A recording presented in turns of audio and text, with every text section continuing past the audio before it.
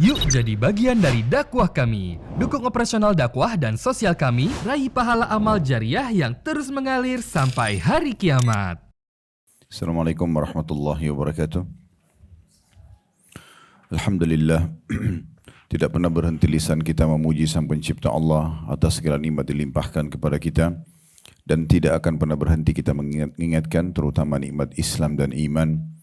Karena dengan nikmat Islam dan iman ini kita jadi mengenal siapa sebenarnya pencipta alam semesta ini, termasuk yang menciptakan kita, apa tujuannya kita ada di muka bumi ini, serta juga apa saja yang boleh kita nikmati dan kerjakan dari makanan, minuman, pakaian, aktivitas umumnya, dan mana yang tidak boleh.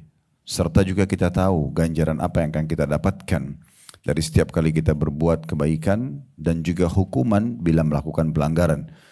Serta puncaknya kita akan mengetahui balasan yang akan diberikan oleh Sang Pencipta Allah nanti di akhirat.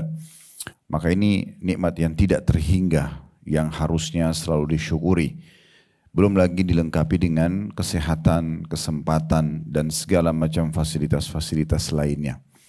Maka semua ini tentunya kita dianjurkan agar selalu syukuri kepada Allah Subhanahu wa Ta'ala, dan Allah sudah mudahkan kita dengan dua komponen suku kata Alhamdulillah.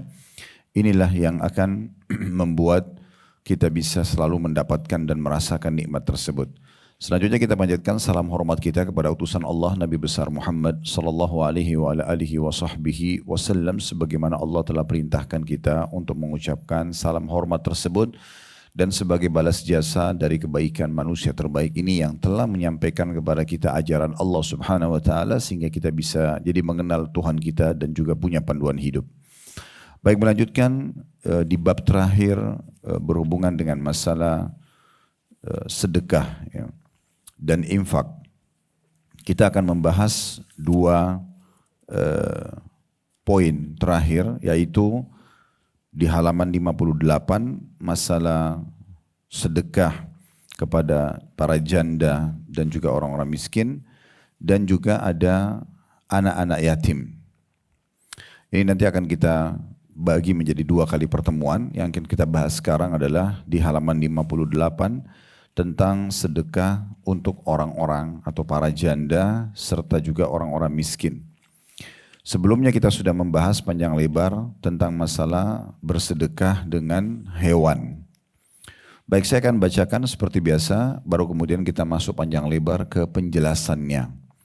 Di halaman 58 kata penulis menukil sebuah hadis dari Abu Hurairah radhiyallahu anhu, dari Nabi SAW.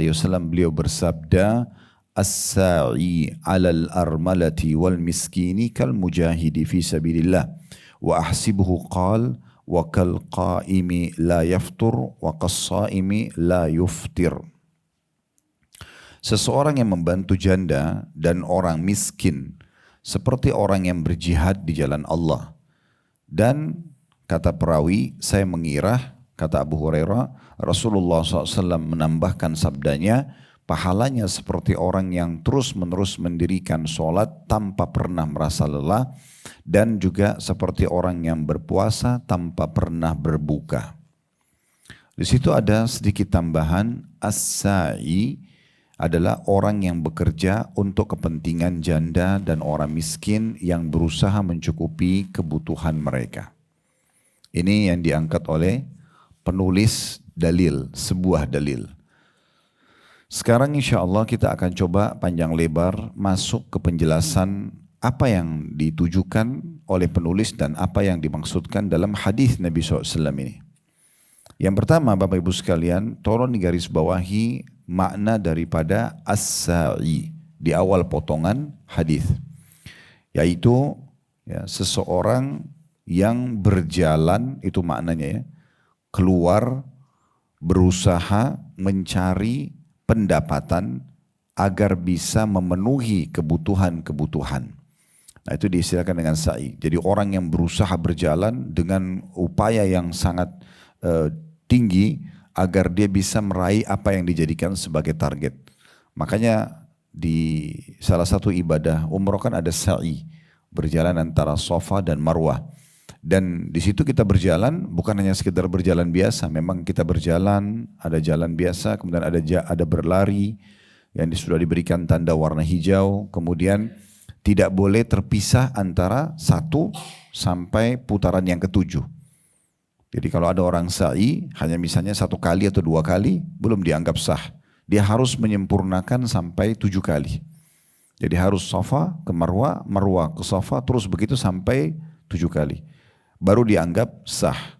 Dan itu juga keluar diambil dari istilah, sikap dan perbuatan ibunda kita Hajar alaihissalam, istri Nabi Ibrahim alaihissalam yang pertama sekali mencontohkan sa'i itu, berjalan antara Safa dan Marwah. Dan beliau pada saat itu sangat letih karena berusaha luar biasa agar bisa mencari sumber air, agar bisa mencapai dan meraih sumber air. Jadi itu yang dimaksud dengan as-sa'i. Kemudian potongan yang kedua dari hadis, al-armalah, kepada armalah. Nah, armalah ini panjang lebar dijelaskan oleh para ulama tentang maknanya. Ya. Jadi ada yang mengatakan makna yang paling atau maknanya dulu secara global, ya, sebagaimana dinukil dalam kitab Al-Minhaj Syarah Sahih Muslim, ada yang mengatakan armala itu artinya semua perempuan yang tidak punya suami. Ya. Berarti di sini dan hidupnya susah. Semua perempuan yang tidak punya suami dan hidupnya susah. Jadi tidak harus janda kalau dalam makna ini. Tapi semua perempuan yang tidak ada penaungnya, tidak ada orang tuanya, tidak ada suaminya, tidak ada saudaranya yang membantu dia, maka semua muslim dimotivasi agar membantunya. Ya. Baik itu janda ataupun pernah bersuami atau bersuami kemudian cerai atau meninggal suaminya. Dan ada juga ulama yang mengatakan armala khusus janda yang diceraikan oleh suaminya. Kemudian ada juga yang mengatakan untuk menjelaskan bahwasanya yang dimaksud dengan armala adalah yang suaminya meninggal. Yang suaminya meninggal dan dia sama sekali tidak punya sumber pendapatan kecuali dari suaminya. Dari semua makna-makna ini berarti tidak masuk di dalamnya janda yang kaya. Ya. Berarti memang dia betul-betul orang yang tidak mampu. Ya. Dan masuk juga dalam makna tadi definisi yang disampaikan armala itu berarti kalau ada perempuan yang sudah berumur, nggak ada yang urus, sudah nenek-nenek misalnya, ataupun dia keadaannya walaupun belum tua tetapi tidak ada sama sekali menaungi. Contoh sekarang teman-teman kita di Gaza terlalu banyak perempuan-perempuan di sana yang ayahnya meninggal, suaminya meninggal, atau mungkin dia masih gadis tapi semuanya meninggal, kerabatnya tidak ada lagi yang menaungi dia. Nah ini bisa saja masuk dalam makna ini. Bisa saja masuk dalam makna ini. Ibnu Qutaibah mengatakan bahwasanya armala harus dihubungkan dengan masalah kemiskinan. Jadi tidak masuk dalamnya janda kaya atau orang gadis kaya. Jadi ini khusus untuk orang-orang yang betul-betul memang butuh untuk disantuni. Nah biasanya istilah-istilah ini di masa dulu dipakai untuk istri-istri mujahid. Ya, jadi kalau suaminya pergi berperang, itu umumnya meninggal dunia suaminya. Nah di masa dulu umumnya wanita itu tidak ada yang bekerja. Sehingga mereka tidak ada penaungnya, nggak ada income, dia harus membiayai hidupnya. Sementara memang dalam syariat Allah Subhanahu wa taala perempuan tidak ada kewajiban bekerja. Kalau dia mau bekerja itu hukumnya cuma sunnah saja bagi dia, tambahan saja. Makanya dalam bab warisan pernah kita jelaskan wanita itu mendapatkan 1 bagian, sementara perempuan laki-laki dapat 2, perempuan dapat 1. Sebabnya karena perempuan sebelum menikah wajib dinafkahi oleh walinya, ayahnya kah, pamannya kah, saudaranya kah, dia tidak boleh dibiarkan terbengkalai. Begitu juga dengan setelah menikah, suaminya yang tadinya orang asing tiba-tiba diwajibkan untuk membiayai kebutuhannya, memenuhi kebutuhannya. Nah ini yang dimaksud dengan dilindunginya wanita dalam Islam.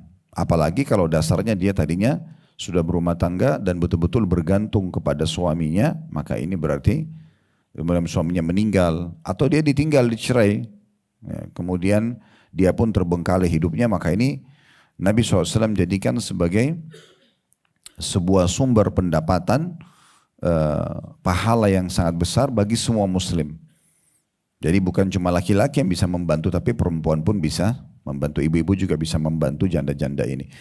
Jadi ini poin penting sekali untuk digarisbawahi, sehingga tidak ada lagi orang-orang yang di sana yang jadi janda di luar yang sudah tidak mampu, akhirnya mereka mengemis di pinggir jalan, apalagi kalau sampai harus naudzubillah menjual dirinya.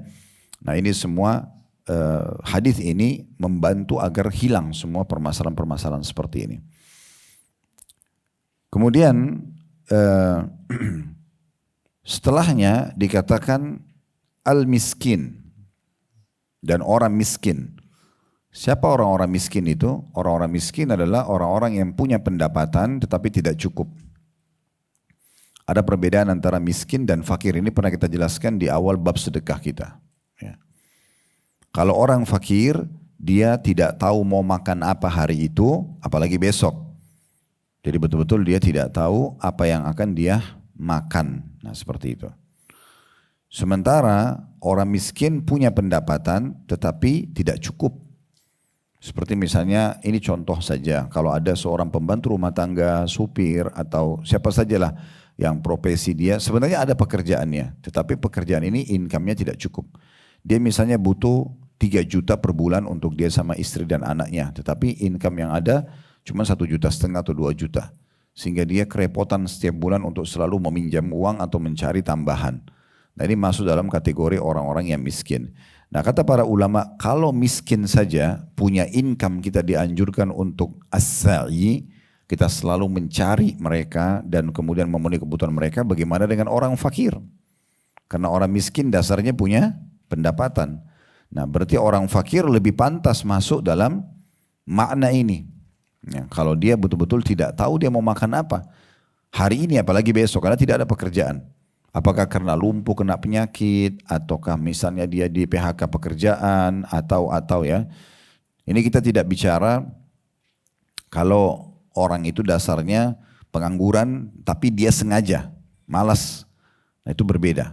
Bahasanya berbeda. Tetapi kalau yang kita maksud ini adalah orang-orang yang betul-betul ya dia punya pendapatan, dia berusaha, dia mulia, tetapi dia tidak cukup pendapatannya. Nah di situ kedua kelompok ini disebutkan oleh Nabi SAW. Kalau ada orang as-sa'i, sengaja dia bekerja, sengaja dia programkan untuk selalu memenuhi kebutuhan para janda yang ditinggal meninggal oleh suaminya kah, atau misalnya dia diceraikan oleh suaminya dan tidak ada penaungnya, atau misalnya memang dia tidak punya orang yang menaunginya walaupun dia belum janda, dia sangat miskin hidupnya, para wanita, maka itu dianjurkan untuk disantuni. Begitu juga dengan orang-orang miskin, pahalanya kal mujahidi fi sabilillah, seperti orang yang berperang di jalan Allah. Nah ini keutamaan yang sangat besar sekali. Karena kata sebagian ulama ini sebuah bonus hadiah bagi orang yang tidak bisa pergi ke medan perang. Jadi dia tidak bisa membawa dirinya, dia tidak bisa membawa hartanya ke medan perang. Kayak kita sekarang teman-teman kita di Palestina, kita gergetan aja melihatnya gitu. Karena anak kecil dibombardir setiap hari, perempuan dibantai, laki-laki, pokoknya masjid dihancurin, semua rusak. Kita nggak bisa buat apa-apa. Lalu apa yang bisa kita lakukan sekarang? Kita berdoa dan kita sumbangkan harta kita kepada mereka. Nah itu kita bisa dapat pahalanya sama dengan orang yang sedang berjihad di jalan Allah Subhanahu Wa Taala. Tidak cukup sampai di situ. Jadi kita tidak perlu bawa pedang, menghadapi musuh dengan pedang, dengan senjata, tapi dengan sibuk. Ibu misalnya programin setiap bulan, mana nih tetangga-tetangga yang janda-janda tidak mampu. Lalu ibu naungin, misal mampunya ibu cuma hanya membantu beras 5 liter atau 5 kilo per bulan.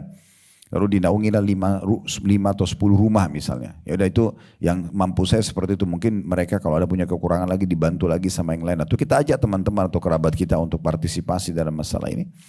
Maka ini ya satu poin yang masuk dalam apa yang sedang kita bahas. Jadi sama saja ibu duduk di rumah, tapi ibu dapat pahala seperti sedang berjihad di jalan Allah Subhanahu Wa Taala. Tidak cukup sampai di situ.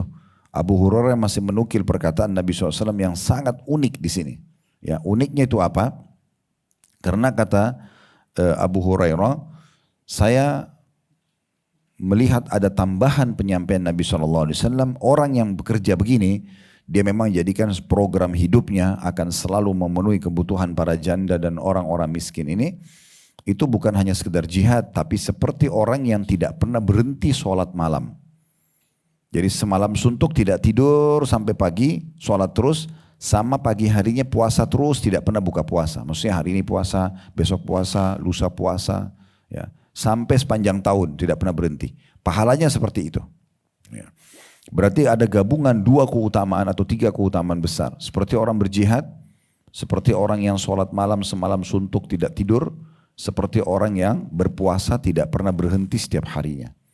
Nah ini keutamaan digabungkan 3-tiganya hanya dengan menyiapkan kebutuhan mereka saja. Nah ini sebuah poin atau keutamaan yang sangat besar sekali yang harusnya tidak luput dari kita semua. Baik, kita akan masuk lebih dalam tentang masalah rincian 2 kelompok ini. Janda-janda tadi atau wanita yang tidak ada yang menaungi dan mereka miskin susah hidupnya, sama orang-orang yang muslim punya pendapatan tetapi tidak cukup, atau orang-orang yang itu miskin atau orang fakir yang sama sekali tidak punya income.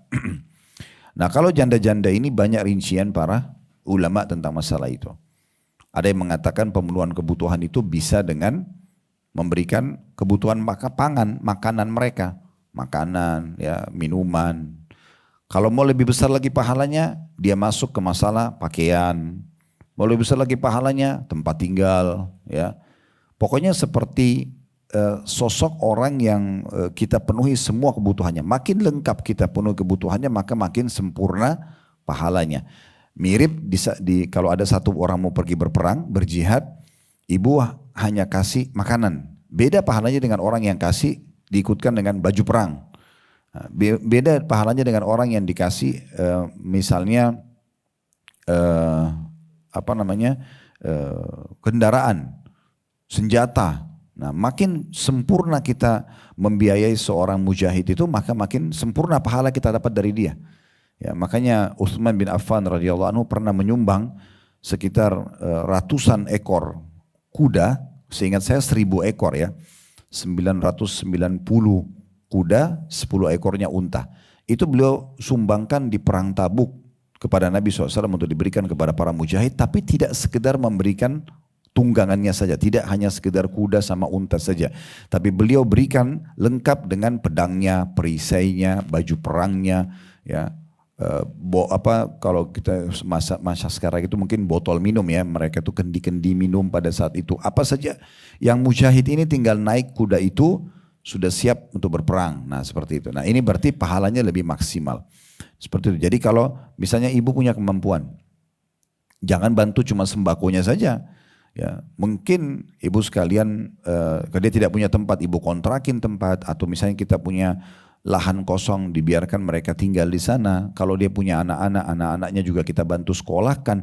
Jadi intinya makin sempurna kita membantunya dari semua sisi sehingga terpenuhi kebutuhannya, maka makin sempurna pahala yang bisa didapatkan. Jadi jangan kita sebenarnya punya kemampuan tapi kita cuman pilih salah satunya. Tadi yang saya kasih opsi, kalau ibu hanya mampu memberikan beras, cuma mampu itu ya nggak masalah.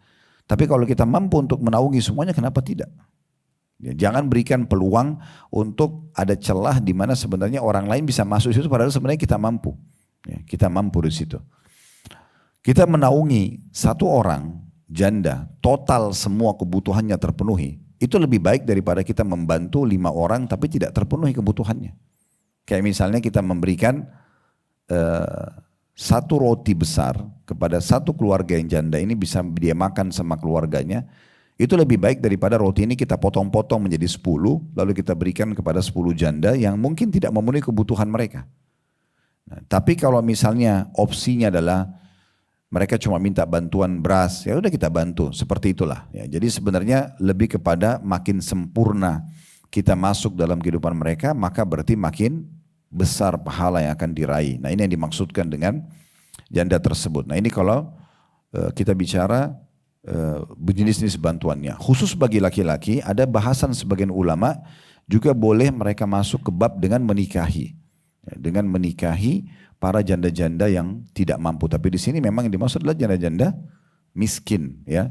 Mereka susah keadaannya sehingga kalau dia pun bawa anak dari suaminya yang meninggal sehingga jadi anak yatim, itu ada pahala sendiri. Ini ada bahasan kita nanti di pertemuan bab terakhir atau bahasan terakhir di masalah sedekah ini. Karena anak yatim itu adalah semua anak-anak laki-laki ataupun perempuan yang meninggal ayahnya sebelum balik. Maksudnya si anak-anak ini belum balik, baru dikatakan yatim. Nah itu maksud dalam hadits Nabi SAW, saya dan sponsor anak yatim seperti ini di surga. Lalu Nabi SAW kasih isyarat jari tengah sama jari telunjuk beliau dan direnggangkan sedikit. Maka ini memang ada pahala dan keutamaan sendiri. Nah dulu di masa Nabi SAW, di masa para sahabat, itu mereka melakukan ini salah satu programnya. Salah satu program. Jadi kayak misalnya ada orang pergi berperang, meninggallah si sang suami. Maka penduduk Madinah itu mendatangi dan membantu para istri-istri mujahid yang meninggal ini. Ada juga yang menikahi sehingga kalau dia nikahi berarti sudah tanggung jawab dia sepenuhnya. Nah itu salah satunya.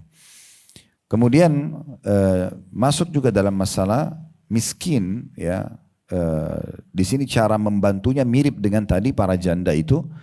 Jadi saran saya kalau ibu-ibu ingin membantu para orang-orang miskin ini, tadi poinnya, kalau kita hanya mampu masuk ke salah satu substansial kehidupan dia, misalnya beras saja, gak masalah. Tapi kalau ibu bisa masuk kepada semua, ibu jadikan satu rumah itu. Ya. Dan kalau kita bicara orang miskin ini berarti tidak ada urusannya sama janda lagi ya. Jadi walaupun ada kepala keluarga di situ, ada laki-laki, tapi laki-laki ini memang dia sendiri yang menaungi istri dan anaknya dan memang dia tidak mampu, berarti kita bisa peraih pahala satu keluarga. Satu keluarga itu semuanya. Ibu bisa bayarin kontrakannya, atau ibu bisa kasih pinjamin rumah, atau ibu bisa bayarin listriknya, bisa siapin makanannya, bisa siapin pakaiannya, bisa sekolahkan anaknya dan seterusnya. Ya. Nah salah satu program yang menarik sebenarnya yang mungkin masih sedikit orang kerjakan, ini saya sudah tekankan kepada teman-teman di yayasan kami agar bergerak. Itu kan cukup banyak ya di lampu merah orang-orang miskin ya. Mereka minta, mereka mengemis. Sayang sekali kalau ibu sekalian hanya sekedar kasih uang 5.000, 10.000 selesai. Itu hanya sekedar bantu di saat itu. Mungkin dia cuma bisa beli air mineral dengan 5.000 rupiah, atau mungkin kalaupun ibu itu punya anak, mungkin dia cuma bisa belikan susu 1 kaleng atau hanya untuk 2-3 hari misalnya. Kenapa enggak cari datanya orang ini? Siapa orang ini? Tinggal di mana? Anak kecil tanya, di mana orang tuamu nak? Cari alamatnya, temuin orang tuanya, lihat tempat tinggalnya. Jadikan itu sebagai program. Nah itu makna daripada as-sa'i tadi. As-sa'i itu kita sengaja memang menjadikan program, kita mencari itu. Kita mencari mereka dan kita berusaha untuk memenuhi kebutuhan mereka. Nah ini jalannya kita, usahanya kita di data gitu kan. Itu sangat bagus. Itu juga bisa membantu pementasan kemiskinan, program pemerintah. Itu sangat bagus. Jadi kita kalau tahu anak itu tinggal di mana, kita ketemuin orang tuanya, mungkin ibunya lagi sakit, mungkin ayahnya lagi sakit, kita bisa bayar rumah sakitnya, mungkin dia cuma tinggal di pinggir jalan, mungkin kita bisa berikan naungan tempat tinggal, mungkin kita bisa sekolahkan anak-anaknya. Bukan mustahil anaknya itu satu waktu menjadi seorang ulama kalau ibu masukkan di pesantren misalnya, sekolah tahfidz Quran, ya, ringankan beban dia, gitu kan. Kemudian juga bisa, mungkin bukan mustahil satu waktu jadi presiden, Allahu a'lam. Sehingga dia banyak dengan tanda tangannya, dengan keputusannya disebarkan keadilan, banyak program yang sosial yang berjalan, pendidikan berjalan, kita panen pahalanya kan gitu. Saya kasih contoh misalnya ada seorang ibu dulu di Mekah. Ibu ini bukan orang kaya sebenarnya, tapi waktu masa itu masih ada masa perbudakan. Maka beliau pernah pergi ke pasar membeli seorang budak berkulit hitam. Ibu bayangkan ini yang dibeli sama dia. Budak ini sebenarnya, ini cirinya ya, badannya kurus sekali, kakinya satu pincang, ya, matanya satu agak bermasalah gitu, rambutnya keriting kecil-kecil. Tapi ibu ini beli itu sesuai dengan kemampuan dia. Budak ini tujuannya untuk membantu dia di rumah sebenarnya. Maka budak ini rupanya dengan kuasa Allah Subhanahu Wa Taala menjadi orang yang sangat baik pada ibu itu. Walaupun dia punya kekurangan fisik, tapi budak ini selalu memberikan hak ibu itu di pagi hari, di siang hari, di sore hari. Apa saja yang disuruh dia iakan, dia tidak pernah bantah, apa yang dikasih dia makan. Tapi malam harinya, ya, atau di saat ibu itu istirahat, dia pergi ke Masjid Haram, karena kebetulan di Mekah. Orang ini pergi ke Masjid Haram dan belajar dari para ulama. Duduk di majelis ilmu, dengarin. Malam hari dia sholat tahajud. Begitu terus. Sampai budak ini menjadi ulama besarnya Mekah. Namanya Atha bin Abi Rabah. Kalau ibu-ibu ketik searching nama Atha bin Abi Rabah, itu dinaungi oleh seorang ibu kalau tidak salah ibu ini ibu janda. Ya. Kemudian karena ibu ini melihat setiap kali kalau dia kerja, habis kerja, kalau waktu istirahat, dia gunakan maksimal. Selain menuntut ilmu, pada saat ilmunya sudah banyak, hampir mayoritas masyarakat Mekah itu datang konsultasi kepada dia. Dan tanya hukum agama segala macam gitu. Dan malam hari selalu sholat tahajud. Maka ibu ini karena ingin cari pahala, dia pergi ke di kerumunan umat Islam di sekitar Masjidil Haram. Kemudian dia mengatakan, wahai muslimin, saksikanlah sesungguhnya aku bebaskan Atha bin Abi Rabah dari keterbudakan untuk ya agama Islam dan kaum muslimin. Maka semenjak itu Atha bebas dari keterbudakan dan akhirnya dipanenlah pahalanya oleh ibu tersebut. Dan dia menjadi ulama besar. Bahkan Atha bin Abi Rabah dapat julukan alimnya ulama, gurunya para ulama. Ulama-ulama di masa itu banyak belajar sama beliau gitu ya. Ini contohnya. Jadi maksimalkan dalam membantu orang. Jangan setengah-setengah. Kalau kita bisa hilangkan laparnya orang, kenapa kita cuma kasih 1 sendok nasi misalnya? Kenapa nggak kasih 1 piring? Kenapa nggak? Kalau bisa kasih nasi, kenapa nggak ikutkan sama minumnya? Kenapa setengah-setengah gitu? Kalau bantu anaknya tetangga yang tidak mampu sekolah dia, kenapa hanya sekedar memberikan baju sekolah? Kenapa nggak belikan buku sekolahnya sekalian, pulpennya, tasnya, sepatunya? Kenapa nggak 1 paket? Sementara kita mampu. Jadi jangan setengah-setengah dalam masalah-masalah seperti ini. Makanya Nabi SAW memotivasi Bilal radhiyallahu anhu pada saat Bilal didatangi satu waktu rumahnya oleh Nabi SAW, lalu dia mengeluarkan 1 nampan gitu, isinya kurma yang sangat ranum dan kelihatan bersih, bagus banget gitu, kayak berkualitas. Maka kata Nabi SAW, apa ini Bilal? Kata Bilal, saya simpan untuk saya makan ya Rasulullah. Maksudnya yang bagus. Kata dalam riwayat lain, saya simpan untuk kedatangan anda. Kalau anda datang saya hidangkan. Kata Nabi SAW, hai Bilal, sedekahkan, keluarkan. Jangan tunggu ini. Jangan tunggu hari esok, sedekahkan. Dan jangan pernah kamu takut miskin dari pemilik arsy yang agung. Maksudnya Allah Subhanahu Wa Taala. Tidak ada gunanya kamu simpan begini. Selama kau masih hidup hari ini, sedekahkan hari ini. Habiskan. Hari esok, urusan esok. Gitu. Maka Nabi SAW ingatkan itu. Begitu juga beliau berkata kepada Asma binti Abi Bakar radhiyallahu anhuma, beliau mengatakan, Amfiki, ya, atau la tuki fayukillahu alaiki. Atau fayukillahu alaik. Jangan kamu perhitungan, maka Allah pun akan perhitungan denganmu. Sedekahkanlah. Jangan kau perhitungan, maka Allah pun akan perhitungan denganmu. Jadi maksimal aja. Dan kalau kita bisa punya teman-teman sekalian kantong-kantong sumber sedekah begini yang sifatnya kita bisa memberikan kepada mereka bulanan, itu jauh lebih bagus. Ya, sehingga kita tidak hitung hari lagi. Kayak ibu misalnya kasih beras untuk 1 bulan, bayarin listrik 1 bulan. Berarti kan 30 hari itu seperti kita setiap hari bersedekah yang sudah langsung dikasih 1 bulan ke depan. Ini pahalanya besar sekali. Dan cukup selalu renungi ini ya. Jangan pelajaran kita berlalu begitu saja lalu kemudian tidak dipraktikkan. 3 keutamaan besar. Seperti ibu pergi ke medan perang, ini susah banget ini. Susah sekali tinggalin keluarga kalau orang-orang pergi berperang. Mungkin ibu-ibu di sini tahu kalau misalnya suami lagi bertugas ya. Itu kan mereka tinggalin keluarga di medan perang, bisa ditangkap oleh musuh, bisa ditawan, bisa disiksa, bisa juga mati kan gitu. Nah itu bisa didapat pahalanya dengan ini. Dengan kita programin ini. Dan sama juga susah sekali untuk sholat malam tanpa berhenti. Kita sholat setengah jam aja sudah capek. 1 jam udah capek kita sholat malam. Misalnya subuh jam 5, kita sholat dari jam 4. Mungkin kita akan selesai sebelum jam 5. Itu aja kita sudah peger rasanya. Bagaimana kalau semalam suntuk dari mulai habis isya sampai pagi nggak tidur? 1 malam aja kita begitu susah karena dengan begadang, ngantuk, capek dan segala macam. Tapi bisa didapat pahalanya seperti orang semalam suntuk tidak tidur dan sholat terus dengan ini. As-sa'i, ingat as-sa'i sengaja menjadikan sebagai sebuah program, sengaja mencarikan income, sengaja mencari sumber-sumber orang-orang janda atau orang yang tadi butuh, orang miskin yang butuh bantuan itu. Begitu juga ditambah poin yang ketiga adalah seperti orang yang puasa dan tidak pernah berhenti. Ya. Tentu dalam Islam kalau kita mau puasa sunnah, ibu-ibu sekalian, kita dianjurkan puasanya itu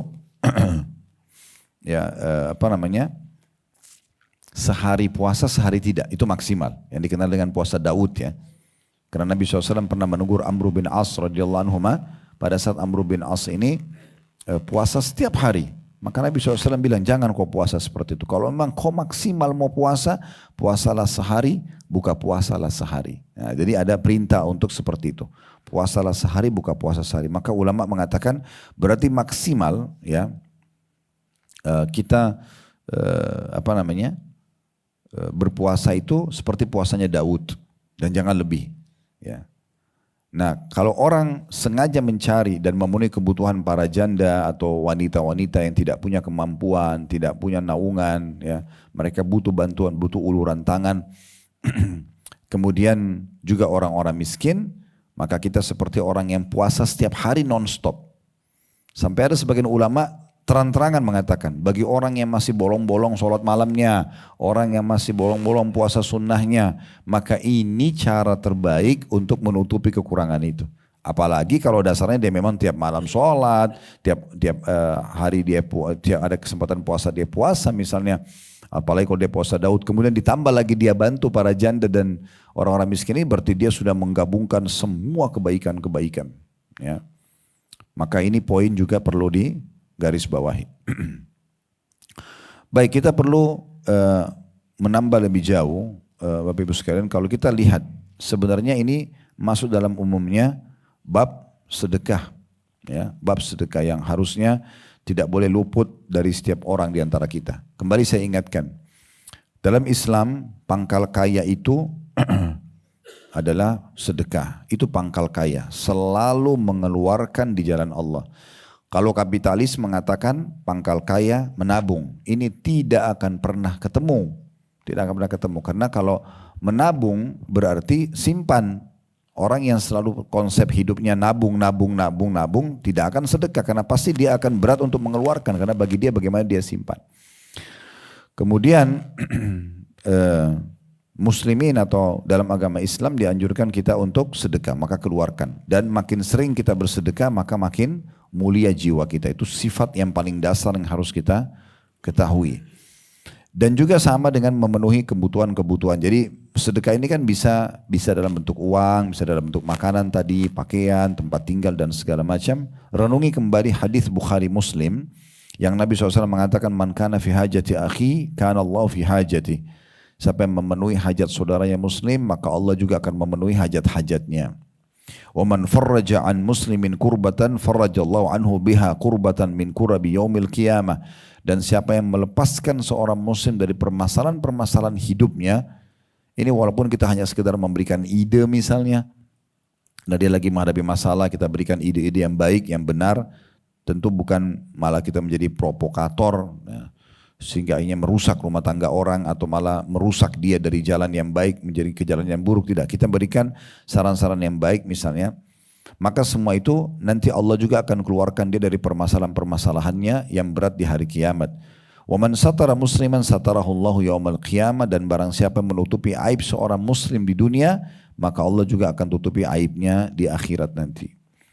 Nabi SAW juga mengatakan dalam hadis yang lain, riwayatkan Bukhari Muslim, ishfa'u tu'jaru, ya, berilah pertolongan, tolong orang-orang, maka kalian juga akan diberikan balasan yang melimpah. Wa yaqdillahu ala lisan Nabi sallallahu alaihi wasallam ma syaa. Dan Allah akan memenuhi kebutuhan orang-orang itu melalui lisan nabinya Muhammad sallallahu alaihi wasallam sesuai yang Allah kehendaki. Maksudnya kalau sampai kepada Anda informasi seperti ini tapi Anda cuekin, ya udahlah, itu kan orang siapa saja yang membantu, ya udah, berarti luput dari Anda kesempatan itu. Setiap kali terlintas di benak kita teman-teman sekalian peluang untuk berzikir kah, berdoa kah, baca Quran kah, hadir majelis ilmu kah, apa saja, sholat malam, sholat duha, jenguk orang sakit, bantu orang susah, apa saja terlintas di benak kita, itu berarti Allah sedang mengirimkan sinyal kebaikan itu. Beruntunglah orang yang meraih itu. Ya, ini ingat saya pernah singgung dalam bab haji dan umroh. Jangan selalu berpikiran negatif kalau ada travel yang tawarkan paket, ada teman yang ceritakan tentang pulang umrohnya, oh berarti ini promosi. Bukan. Bisa saja mungkin itu memang panggilan dari Allah SWT supaya Anda diingatkan kembali. Beruntunglah orang yang engah dengan masalah itu. Anda dengar tetangga ada yang sakit, sampai di telinga kita. Harusnya kan kita ikut menjenguk. Bukan hanya sekedar sampai informasi supaya kita raih pahala menjenguk orang sakit misalnya. Ada orang susah, ya. Kemudian kita tetangga-tetangga pada urunan lah mereka untuk membantu. Lalu kita harusnya ikut partisipasi. Jadi jangan biarkan ya atau menonton saja orang-orang panen pahalanya. Yang unik kadang-kadang ya kalau misalnya ibu lagi duduk berdua nih sama teman di mobil. Ini sebagai contoh saja. Kemudian ada orang miskin yang ketuk kaca mobil, kebetulan teman ibu yang bawa mobil, ibu di sebelahnya. Ada orang miskin ketuk pintu. Lalu temannya ibu lalu mengambil uang, mengeluarkan uang misalnya 10 ribu atau 50 ribu dikasih kepada orang miskin. Saya mau tanya ibu jujur, apa yang ibu lakukan pada saat itu? Umumnya orang apa? Oh teman saya sudah bantu. Ya enggak? Ya udah, kan sudah dibantu. Ibu diam aja, ibu enggak buat apa-apa. Itu umumnya orang buat. Ini kan seperti orang yang nonton temannya panen pahala, tambah derajat di surga, tapi dia enggak dapat. Harusnya begitu lihat orang miskin dekat, itu orang miskin kita bantu yuk. Ini panggilan nanti akan membuat dia dapat pahala temannya. Dan pada saat orang itu datang, dia titipin uang ini, kasih uangnya juga sekalian. Jadi bukan cuma lihat temannya melakukan itu tuh sayang sekali. Kan gitu. Kenapa enggak ikut sekalian di situ untuk dapat pahala? Nah ini poin yang harus kita garis bawahi ya. Nabi SAW juga mengatakan yang lebih umum dalilnya, kata Nabi SAW dalam hadis riwayat Muslim, man istata'a minkum an yanfa'a akhahu falyaf'al. Siapa yang bisa memberikan manfaat untuk saudaranya, lakukan manfaat apapun. Walaupun kecil, yang penting kita bisa berikan manfaat. Bahkan dalam Islam ibu hanya menunjukkan jalan saja. Orang tanya alamat, oh di sana, itu sudah cukup mendapat pahala yang sangat besar. Ingat juga hadis Nabi SAW, man kana ma'u fadlu dhahrin falya'ud bihi ala man la dhahra lahu wa man kana lahu fadlu min zadin falya'ud bihi ala man la zada lahu. Qala, perawinya mengatakan, fadzakara min asnafil mali ma dzakara hatta ra'ayna annahu la haqqa li ahadin minna fi fadl. Terjemahannya ini dinukil dari hadis yang sahih dari riwayat Imam Muslim, barang siapa yang memiliki kelebihan punggung, maka hendaklah memberikan kepada orang yang tidak mempunyai kelebihan itu. Kelebihan punggung biasanya dibahasakan orang punya tunggangan, kendaraan. Ya. Siapa yang punya kelebihan, kasih aja orang lain juga, biar orang lain juga punya kendaraan. Jadi setiap dia pakai untuk silaturahim, dia pakai ini dan itu, maka kita akan panen pahalanya. Nah ini Nabi SAW anjurkan ya. Seperti contoh, sebagai contoh sederhana saja. Ya. Kalau misalnya ada keluarga atau tetangga kita di kampung, mungkin kita pernah dari kota mana, ya datang terus sekarang sudah hijrah dan tinggal di Jakarta misalnya. Lalu kemudian mereka datang, ini kesempatan emas. Siapin tempat tinggal buat mereka, siapin kendaraan buat mereka, ini pahalanya besar banget. Ya. Jangan sampai nanti mereka datang malah, oh nggak ada kendaraan, maaf sibuk. Padahal sebenarnya bisa saja. Subhanallah, saya punya seorang sahabat dekat di Jakarta, saya tidak pernah lupa jasa beliau. Waktu saya masih tinggal di Makassar, sebelum saya pindah ke Jakarta, setiap kali beliau tahu saya ada di Jakarta, padahal mobilnya cuma satu. Mobilnya cuma satu. Tapi beliau selalu mengatakan sampai tolong kasih saya kesempatan. Dia sama ajak saya, kalau saya antum ada keperluan apa, yuk ikut sama-sama di mobil beliau. Kemudian beliau diantar ke kantornya, kemudian dia minta supirnya untuk antar saya kemana saja.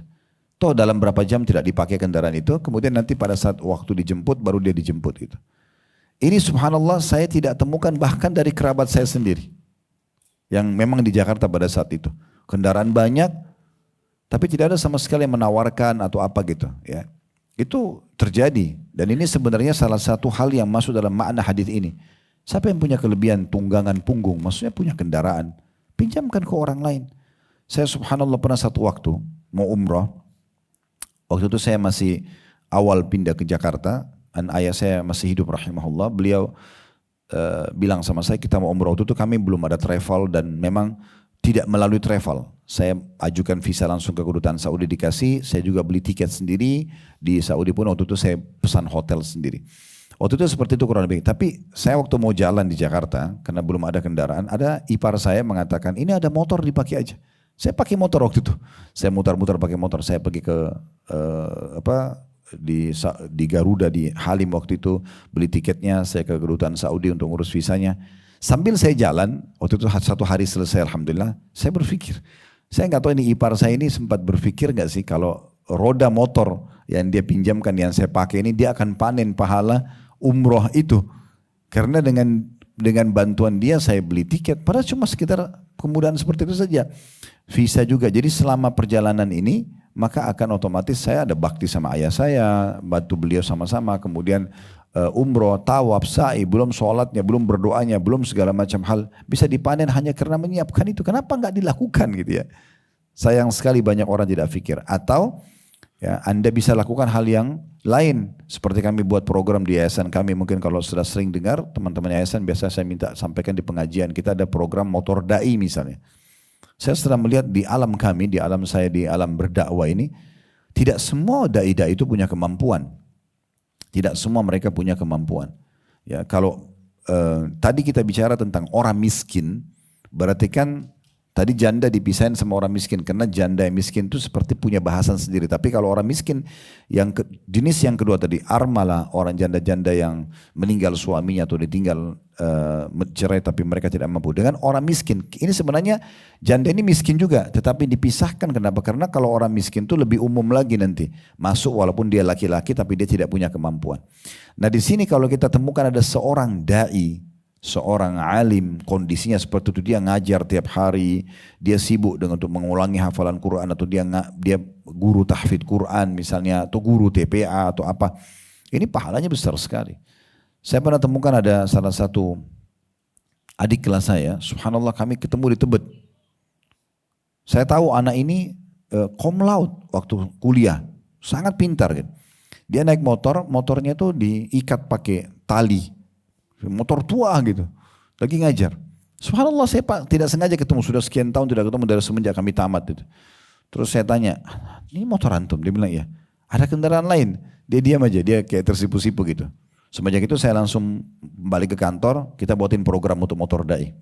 Termasuk orang yang pertama kita bantu adalah beliau. Kita coba sebarin, alhamdulillah sekarang sudah ratusan motor kita bagikan.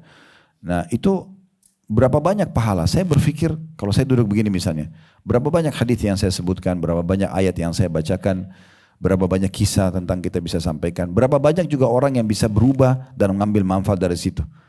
Maka kalau dai-dai ini kita bisa penuhi kebutuhan mereka, otomatis berarti kita akan raih pahalanya. Kalau disiapin kendaraannya misalnya, maka berapa banyak pahala yang bisa didapatkan dari mereka ini. Nah yang saya tahu bahkan di Saudi itu, para ulama-ulama itu bahkan dikeroyokin oleh banyak orang gitu. Ada yang bayarin listriknya, ada yang bayarin beasiswa sekolah, ada yang sekolah anak-anaknya, ada yang kirimin tiap bulan kebutuhan sembakonya dan segala macam. Karena mereka tahu orang-orang seperti ini akan lebih besar pahala yang bisa diraih karena kesehariannya habis untuk agama Allah Subhanahu Wa Taala. Kemudian lanjutan hadisnya kata Nabi SAW, wa man kana lahu fadlun min zadin falyu'id bihi ala man la zada lahu. Dan barang siapa yang memiliki perbekalan lebih, saya perbekalan ini kayak stok makanan dan minuman kita lah di rumah ya, punya lebih, hendaklah dia memberikan kepada orang yang kurang perbekalannya. Ya. Kemudian Abu Sa'id al-Khudri radhiyallahu anhu, sahabat Nabi yang mulia ini yang meriwayatkan hadis mengatakan, beliau atau Nabi SAW lalu menyebutkan berbagai jenis harta yang banyak sampai sekiranya kami berpikir tidak ada keutamaan lagi bagi kami yang untuk memilikinya. Hadis ini riwayat Imam Muslim. Jadi Nabi SAW sebutkan, siapa yang punya makanan, gandum kasih, siapa yang punya madu, siapa yang punya keju, siapa yang punya domba. Nabi rincikan semua jenis itu, kasih, selama kalian terpenuhi kebutuhannya kasih. Sampai kata Abu Sa'id, sampai kami mengira mungkin sudah tidak ada lagi hak kami untuk memiliki barang. Karena Nabi selalu menyuruh kita untuk berbagi dengan orang lain. Imam Nawawi rahimahullah berkata tentang hadis ini, di dalam hadis ini terdapat dalil atas dianjurkannya untuk rutin bersedekah. suka berderma, punya kepedulian pada sesama, berbuat baik pada teman, ya, teman perjalanan, ya, atau teman-teman sejawat, memperhatikan kebutuhan mereka, maka sebuah perkara besar manakala sebuah kaum atau sosok sekelompok kaum mempunyai sikap kepedulian atas kebutuhan orang-orang di sekitarnya, yang mana ya beliau hanya mencukupkan dengan sekedar tawaran kepada para sahabat untuk rela membantu orang yang sedang butuh dan memberi dorongan tanpa harus diminta terlebih dahulu. Maksudnya sangat baik sekali kehidupan bermasyarakat kalau seandainya orang tidak harus nunggu orang itu minta. Beda ya, saya pernah jelasin di bab sedekah, beda pahalanya Bu, kalau ibu misalnya nunggu ada orang minta, lalu ibu kasih, tolong bantu saya Bu, ibu kasihlah 10 ribu, 50 ribu, 100 ribu, 1 juta, terserah ibu mau kasih antara ibu sama Allah. Itu beda pahalanya dengan orang yang memang, dan itu belum dihitung dermawan karena diminta baru dia kasih. Orang dermawan itu adalah orang yang kalau tidak diminta dia yang cari. Memang dia butuh, dia merasa butuh dengan pahala sedekah itu. Nah itu pahalanya besar sekali. Ya, jadi kita yang sengaja mencari, mana nih kantong-kantong orang yang butuh yang saya kasih. Jadi dia tidak tunggu, bayangkan kalau ibu tinggal di satu komplek, itu dijaga sama security, gak bisa orang miskin masuk, ibu keluar dari komplek langsung masuk tol ke urusannya, pulang. Siapa yang mau dibantu nih? Kapan bisa membantunya? Makanya kita yang harus cari mana yayasan sosial, mana rumah yatim, mana masjid yang butuh bantuan, mana ini, mana itu semuanya. Kemudian kita bergerak untuk itu supaya kita bisa mendapat dan meraih pahala yang besar ini. Para nabi-nabi juga memang mereka sangat terkenal sekali dengan kedermawanannya. Dikisahkan misalnya dalam kisah Nabi Musa alaihissalam, ya, dalam surah Al-Qasas, ya. Bagaimana beliau pada saat masuk ke Madian, beliau temukan di situ ada satu sumur. Sumur itu biasanya kalau malam ditutup sama batu besar. Dan orang pada ngambil-ngambil air di situ, terus ditemukan ada 2 orang wanita yang kebetulan mereka tidak bisa ngangkat batu itu karena batu itu kalau sore sudah ditutup ke sumur, ini harus 10 orang yang bisa angkat batu itu karena besarnya. Nah para nabi-nabi Allah berikan kekuatan, mereka bisa 1 orang itu sama kekuatan 10 orang laki-laki. Semua nabi-nabi begitu. Nah di sini batu itu diangkat oleh Nabi Musa alaihissalam sendirian, kemudian diberikan minum air kepada 2 orang ini. Nabi Musa tidak tahu kalau ini adalah anaknya, ya, tokoh masyarakat yang ada di Madian itu. Ya. Maka pada saat itu dia memberikan minum, kemudian pergilah kedua wanita tersebut melapor pada ayahnya, dan akhirnya mereka berdua atau salah satunya diutus oleh ayahnya untuk meminta Nabi Musa datang dan diberikan balasan terhadap perbuatan. Tapi Nabi Musa alaihissalam memberikan seperti itu. Ya. Kita juga lihat bagaimana Nabi Muhammad SAW tidak pernah, dalam riwayat yang sahih kata Jabir, Nabi SAW tidak pernah menolak siapapun yang minta. Ini puncak kedermawanan ya. Kalau ibu mau sampai pada tingkat tertinggi dari kedermawanan, tidak pernah menolak siapapun yang minta. Dan selalu memberikan maksimal apa yang sedang kita berikan. Nah di sini syaitan memang biasa memberatkan hati kita untuk memberi, ya. Atau misalnya kalaupun kita mau memberi maka kita menyicil tadi atau kita kasih sebagian. Bahkan ada yang parah, kadang-kadang orang itu dusta, ya.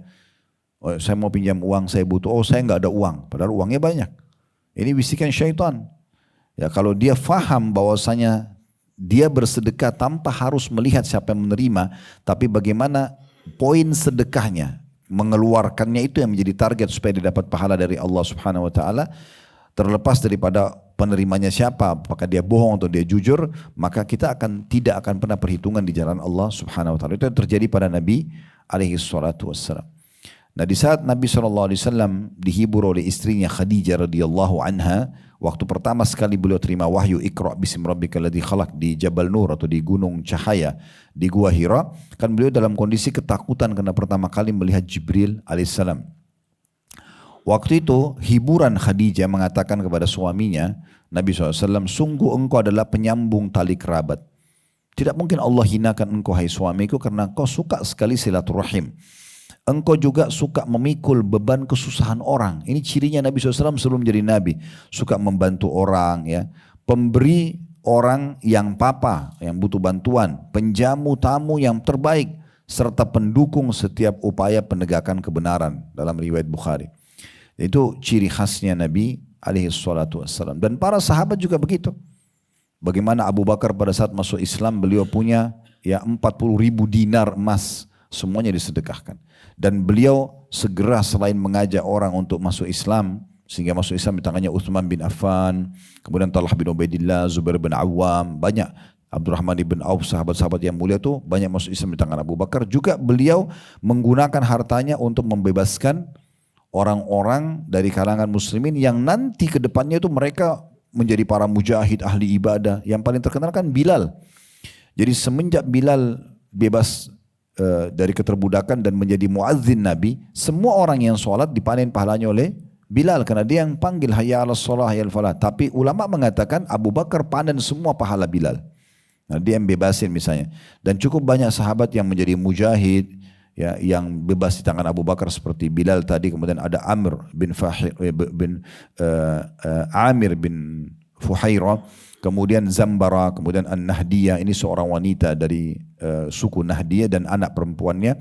Kemudian Jariyah bin Mu'amal, kemudian Ummul Abis, ya, ini semua orang-orang yang dibebaskan oleh Abu Bakar. Umar bin Khattab suka sekali keliling di malam hari mencari siapa saja yang butuh bantuan. Dan kisah yang masyhur bagaimana beliau pernah membantu seorang janda yang kelaparan karena 3 hari tidak makan sama anak-anaknya. Lalu beliau masakkan sendiri dengan tangannya, beliau puaskan penuhi kebutuhannya.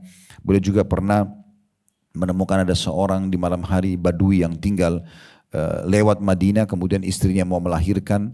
Kemudian Umar bin Khattab memanggil istrinya di malam hari tanpa ada kamera di masa itu.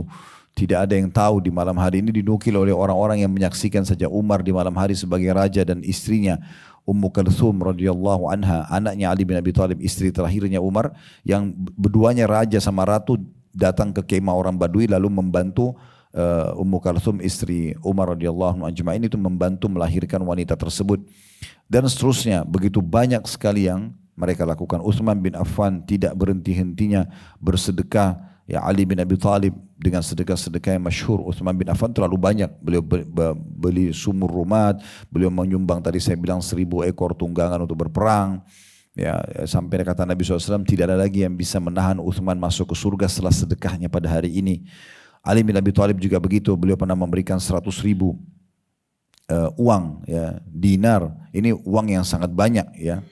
Dan dia juga memberikan pakaiannya kepada seseorang yang minta kepada dia. Ya.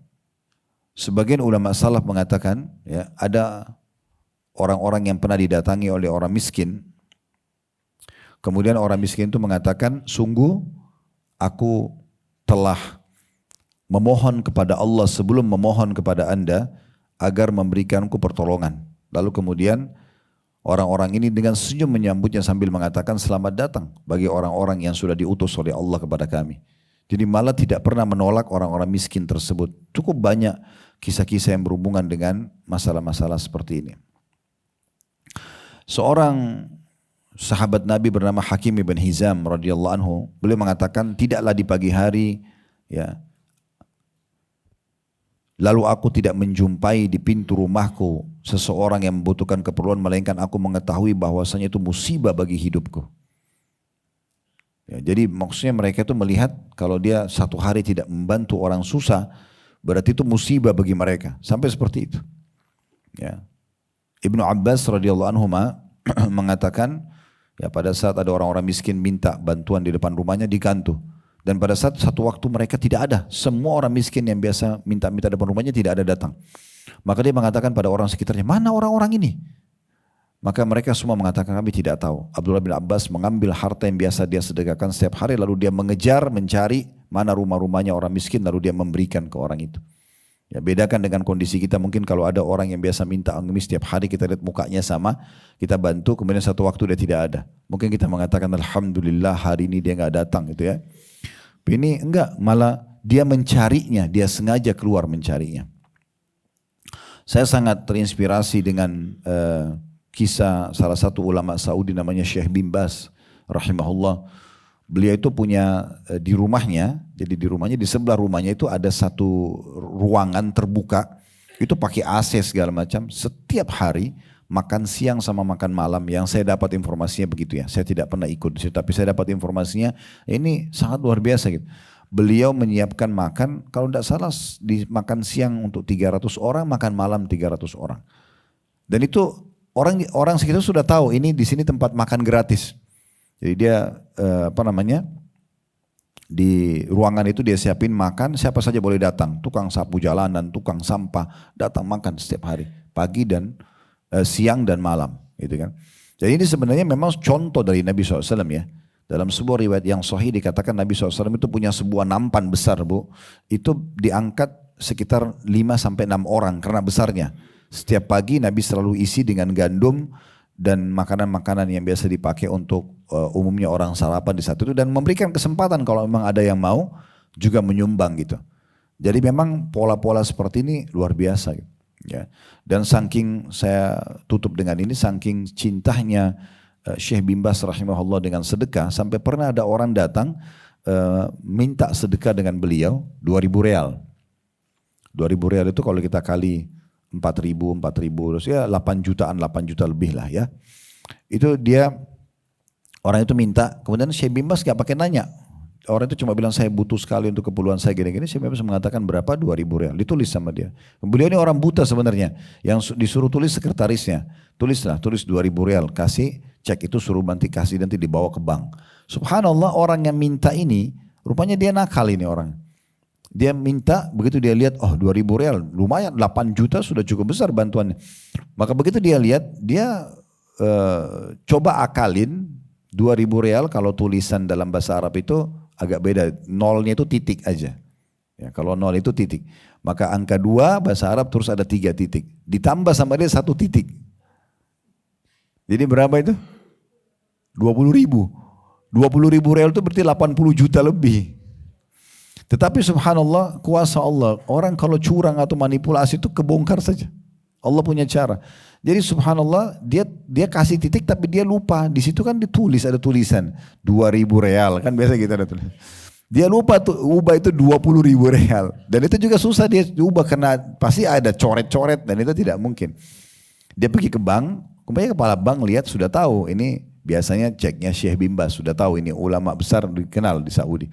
Mufti beliau. Maka akhirnya kepala bank telepon ke Syekh. Syekh, ini Anda kirim orang yang untuk cek. Kan iya, dia bilang. Kata orang bank itu berapa? Kata Syekhnya 2.000 real. Terus kata kepala banknya, tapi orang ini tambah 01. Jadi dia kayaknya nakal ini, dia tambah jadi minta 20.000 real. Apa kata Syekhnya? Bukan dia bilang batalin. Dia bilang tunggu sebentar, saya akan datang. Syekhnya datang. Kira-kira apa yang kita bayangkan? Mungkin Syekh akan marah, mungkin penjarain orang ini atau apa gitu. Enggak. Dia begitu ketemu sama orang itu, dia minta ceknya itu dirobek sama beliau, suruh sekretarisnya berobek, lalu suruh tulis cek baru, angkanya 20.000. Dia tulis 20.000 betul. Lalu dia kasih ke orang itu, dia mengatakan pada sekretarisnya dan kepala bank, mungkin kita yang belum memahami kebutuhan saudara kita. Jadi dia malah yang salahin dirinya. Bayangkan luar biasanya itu. Karena orang ini nggak mungkin tulis 20.000 kecuali memang karena dia butuh, nah gitu. Begitu luar biasanya mereka cinta dengan kedermawanan, dan begitulah harusnya sifat seorang muslim ya. Tinggal kita tutup juga Bapak Ibu sekalian, ibu terutama ya, karena mayoritas yang hadir ibu-ibu, maka kita harus garis bawahi poin penting, hati-hati dengan, walaupun kita sudah tahu sedekah itu pahalanya besar segala macam, hati-hati dengan riya dan man itu nyebut-nyebut ya. Tahu nggak janda sana itu saya yang biayain, nah misalnya. Itu masjid sana tuh saya yang pasangin karpetnya. Itu sana pesantren saya yang bantu. Ini dekat sekali dengan riya ya. Hati-hati karena bisa merusak. Atau man itu kayak dia bilang sama orang, kamu kan sudah saya bantu, masa kok nggak tahu, masa nggak gini, masa nggak gitu. Nah ini man, menyebut-nyebut kebaikan. Nah, kita pernah baca Al-Baqarah kalau masih ingat di awal bab sedekah. Al-Baqarah surah nomor 2 ayat 261 sampai 274. Saya berapa kali bilang itu dari awal bab sedekah. Ibu-ibu ulangin. Di situ banyak disebutkan syarat-syarat sahnya diterimanya pahala sempurna dari sedekah itu adalah dengan ikhlas karena Allah, tidak menyebut-nyebutnya ya. Kemudian tidak juga menyakiti perasaan si penerima. Nah ini pernah saya sebutkan ada pengecualian, seperti misalnya kalau seorang pemimpin negara kepada masyarakatnya, misal seorang presiden atau seorang pemimpin wilayah, gubernur, wali kota, bupati, misal mereka buat program jembatan, contoh, atau jalan raya. Kemudian setelah selesai peresmian lalu dia memberikan sepatah kata, misalnya saya meminta kepada masyarakat setelah kami pemerintah membangunkan jembatan ini, menggalikan sumur itu, apalah membuat jalan ini, tolong dirawat baik-baik. Itu kan menyebutkan perbuatannya, tapi ini nggak masuk dalam man. Karena memang dia ingin, kecuali memang dia niat untuk pamer, beda. Tapi kalau dia niatnya hanya sekedar supaya masyarakat peduli dan tahu kalau pemerintah sudah turun untuk membantu masyarakat, itu tidak masalah, ya. Atau orang tua pada anaknya, misalnya ada anak, naudzubillah, satu anak durhaka sama orang tuanya. Lalu ibu bapaknya bilang, nak kenapa kau jadi nakal begini? Kenapa jadi durhaka begini? Dari dulu ayah sama ibu sudah membiayai kamu dari kecil. Nyebut gak di sini? Di sini nggak berdosa orang tuanya karena dia punya hak sebagai ayah dan ibu gitu, menyadarkan anaknya. Kemudian juga suami pada istri, misalnya ibu sudah dikasih nafkah oleh suami bulanan, ini ya nafkahnya sudah disepakati. Tapi ternyata habis sebelum akhir bulan.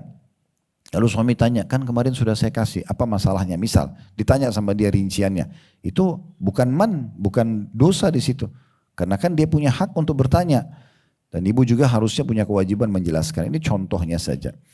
Guru pada anak-anak murid-muridnya, misal ada satu guru mengatakan, saya sudah mendidik kalian, saya pemimpin pesantren, kiainya mengatakan, saya sudah membentuk pesantren ini agar kalian menjadi anak-anak yang baik. Saya berharap dengan belajar di sini nanti kalian akan bisa menjadi orang yang baik ke depannya. Tolong dihargai guru-guru di sini yang sudah mengajar, masukkan dalam doa kalian. Kan dia sebutkan kebaikan. Dilakukan ini semua tidak masuk dalam larangan. Tapi kalau orang sengaja mau menyakiti perasaan si penerima, dan dia memang bukan niatnya untuk mengingatkan saja, maka itu bisa berbahaya bagi dia, bisa hilang pahalanya. Allahu a'lam. Semoga apa yang kita bahas hari ini bermanfaat buat kita semua, dan Allah terima seluruh amal saleh yang pernah kita kerjakan, yang sedang kita kerjakan, yang akan kita kerjakan sampai menjelang ajal datang nanti dengan pahala yang sempurna. Dan semoga Allah memaafkan semua kesalahan kita, tidak terkecuali kecil ataupun besar, sengaja tidak sengaja, Allah maafkan semuanya dan Allah ganti menjadi pahala. Dan semoga saja Allah subhanahu wa ta'ala menyatukan kita semua di surga Firdausnya tanpa hisab, menyatukan dalam majlis ilmu yang mulia ini. Selalu kita doakan agar Allah menjaga ketentraman, kedamaian, persatuan dan kesatuan serta kemerdekaan negara kita. Allah berikan kita pemimpin yang baik, yang menjalankan tugas dan amanah dengan baik. Allah selalu menjaga agar negara kita selamat dari segala mara bahaya. Serta juga Allah subhanahu wa ta'ala menjadikan contoh negara kita bagi negara-negara yang lain dalam kebaikan. Serta juga kita doakan saudara kita di Palestina, terutama di Gaza, semoga Allah ikhlaskan niat mereka, terima para syuhada mereka, mulakan Islam di tangan mereka dan tangan kita semua, dan Allah ikut sertakan kita bersama mereka di pahala, baik dengan doa, dengan harta, juga dengan jiwa kita. Dan semoga Allah subhanahu wa ta'ala sekali lagi menyatukan kita semua di surga Firdausnya tanpa hisab, mana disatukan dalam majlis ilmu yang mulia ini. Allahumma amin. Kalau benar dari Allah, pada saudara saya mohon dimaafkan. Wassallallahu nabiyana Muhammadin wa alihi wa sahbihi wa sallam. Wa akhiru da'wana alhamdulillahi rabbil alamin. Subhanakallahumma bihamdika asyhadu an la ilaha illa anta astaghfiruka wa atubu ilaik. Wassalamualaikum warahmatullahi wabarakatuh.